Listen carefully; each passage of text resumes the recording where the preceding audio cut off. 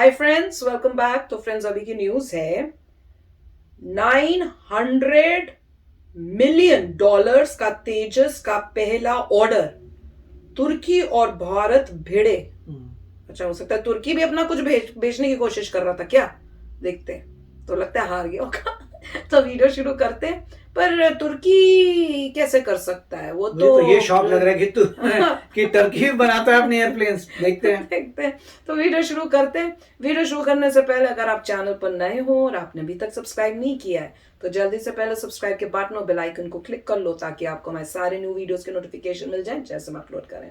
अगर आपको वीडियो पसंद आता है प्लीज लाइक एंड शेयर। चलिए शुरू करते हैं। दोस्तों, स्वागत है आपका इनसाइट नॉलेज की एक और नई वीडियो में। दोस्तों, पिछले ही महीने इंडियन गवर्नमेंट ने एक बड़ी मेगा डील को फाइनलाइज किया था फिलीपींस गवर्नमेंट के साथ, जिसमें कि हमने ब्रह्मोस सुपरसोनिक क्रूज मिसाइल को फिलीपींस को सेल किया था। लेकिन अब ऐसी खबरें आ रही हैं कि अब भारत आगे जाकर मलेशिया के साथ तेजस डील को फाइनलाइज करने जा रहा है। इससे रिलेटेड मैं आपको आर्टिकल्स भी दिखाऊंगा और समझाऊंगा कि आखिर क्यों मलेशिया तेजस को ऑलमोस्ट फाइनल कर चुका है, जिसकी ऑफिशियल कंफर्मेशन भी कुछ समय में सुनने को मिल सकती है। अब ऐसा इसलिए कहा जा रहा है क्योंकि आने वाले हफ्ते में इंडियन एयरफोर्स का जो LCA तेजस विमान है वो अपनी फ्लाइंग स्किल्स को शोकेस करने वाला है सिंगापुर एयर शो में। इसमें साउथ ईस्ट एशिया के सभी देश आएंगे। इसमें मलेशिया भी उपस्थित रहने वाला है। यहाँ भारतीय एयरफोर्स को ये मौका मिला है तेजस की फ्लाइंग स्किल्स को दिखाने का। इसी वजह से ये खबर सामने आई है कि ब्रह्मोस का पहला ऑर्डर फिलीपींस से मिलने के बाद India to showcase Tejas to Malaysia. अब दोस्तों, मलेशिया तेजस को क्यों खरीदना चाह रहा है इसको पहले समझते हैं। दरअसल पिछले साल जून 2021 में साउथ चाइना सी में चाइना के कई सारे फाइटर एयरक्राफ्ट मलेशिया के एयरबेस में घुस आए थे। इसी वजह से काफी ज्यादा टेंशन बढ़ गई थी मलेशिया और चाइना के बीच में, जिस वजह से मलेशिया ने अपनी तैयारियों को पुख्ता करने के लिए एक नए टेंडर को इशू किया था। इस टेंडर के चलते मलेशिया अपने पुराने फाइटर जेट हॉक 108 और हॉक 208 को रिप्लेस करने की कोशिश कर रहे हैं और इसके लिए इन्होंने काफी बड़ा ऑर्डर प्लेस करने की बात कही है। मलेशिया के इस बड़े ऑर्डर में दुनिया भर की कई कंपनी ने हिस्सा लेने की कोशिश की, मगर आखिर में सिर्फ 6 कंपनी को फाइनलाइज किया गया था। इसमें से भी आखिर में जाकर केवल 2 कंपनी को सेलेक्ट किया गया। इसमें भारत की HAL और दूसरी कंपनी टर्की की एरोस्पेस इंडस्ट्रीज को सेलेक्ट किया गया। यानी कि मलेशियन गवर्नमेंट अब टर्की के हरजेट फाइटर जेट और भारत के तेजस में से किसी एक को सेलेक्ट करने वाली है। इस टेंडर के लिए कई और बड़ी कंपनी ने हिस्सा लिया था, जिसमें JF-17 चाइना पाकिस्तान का, रसिया का Yak 130 और अमेरिका का T-7A जैसे एयरक्राफ्ट भी इसमें शामिल हुए थे। लेकिन तेजस ने इन सभी को पछाड़ दिया। अब यहाँ पर तेजस के चांसेस क्यों इतने हाई हैं और क्यों इसे कंफर्म माना जा रहा है इसको समझते हैं।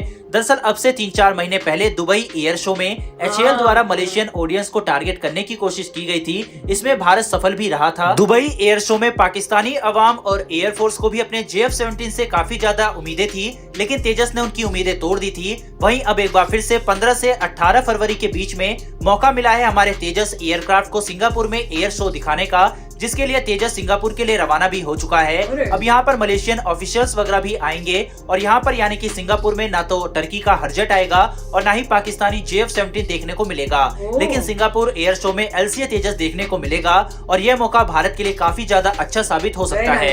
वहीं तेजस मलेशिया के प्राइसिंग के अंदर भी फिट बैठता है, क्योंकि मलेशिया 18 फाइटर जेट की पूरी एक स्क्वाड्रन $900 मिलियन में खरीदना चाहती है, यानी कि एक फाइटर जेट $50 मिलियन के करीब। वहीं जो एक तेजस फाइटर जेट का प्राइस है वो इससे मिलता जुलता है। इसके अलावा तेजस के पास ऐसी फैसिलिटी है जिसके चलते मिड एयर में रिफ्यूलिंग कर सकता है, जो कि एक काफी अट्रैक्टिव तेजस को बना देता है, वो भी इस प्राइस सेगमेंट में। इसके अलावा तेजस में ग्लास कॉकपिट है और satellite assisted internal navigation system भी है, जो इसे और भी खास बनाता है। इसके अलावा भी हाल ही में मलेशिया के साथ जो एक बड़ी डेवलपमेंट देखने को मिली है वो है बार्टर सिस्टम। दरअसल भारत मलेशिया से तेल खरीदता है, वहीं इंटरनेशनल मार्केट में तेल के प्राइस काफी ज्यादा बढ़ चुके हैं। ऐसे में मलेशिया एक बड़ा एक्सपोर्टर है पाम ऑयल का। मलेशिया के साथ बजट का इशू है, तो ऐसे में भारत तेजस के बदले कुछ तेल वहां से मंगा सकता है बार्टर सिस्टम के थ्रू, और ये दोनों देशों के लिए एक विन विन सिचुएशन होने वाली है। तो यहाँ मलेशिया बार्टर पेमेंट सिस्टम की बात भारत से कर सकता है। इस डील को लेकर केवल एक रुकावट आ सकती है,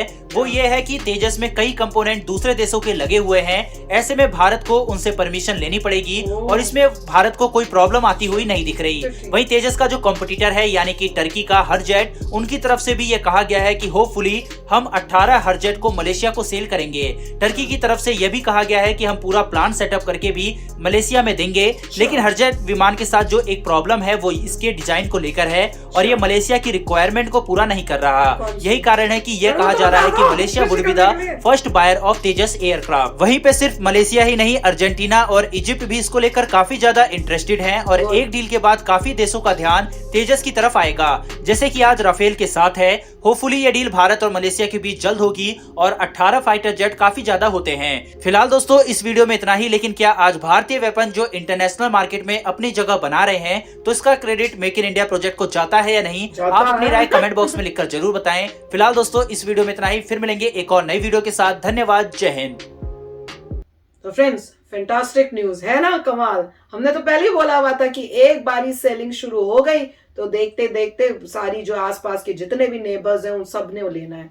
और सिचुएशन ऐसी है कि चाइना के साथ रिलेशनशिप्स किसी के अच्छे नहीं है, तो सबको अपनी सेफ्टी के लिए वेपन्स को जो है मॉडर्नाइज तो करना ही करना है, और वही हो रहा है। अब मलेशिया भी सोच रहा है, ऐसे लग रहा है कि 99.9% तो यही है कि जो है साइन होगा ही होगा। तो वेरी नाइस। पर तुर्की का समझ सुन के तो काफी हैरानी हो रही थी कि अच्छा वो भी है कि यार वो लगे, मतलब उन्होंने भी इस एरिया में अपने आप को आगे किया। भाई ड्रोन्स तो सुने ही थे हमने, तब हमें हैरानी हो रही थी तो तुर्की में तो ड्रोन्स है जो वो देते हैं, तो उन्होंने भी काफी अपने आगे किया हुआ था। पर अब इंडिया तो कैचअप करके इनको पीछे छोड़ देगा, नो डाउट। नहीं, बहुत अच्छी बात है कि फाइनली इतने 1000 साल के बाद एक अच्छी न्यूज आई है कि अब ये क्वेश्चन वो नहीं है कि हम प्लेन बनाते हैं, अब क्वेश्चन ये है कि हम प्लेन देते भी हैं।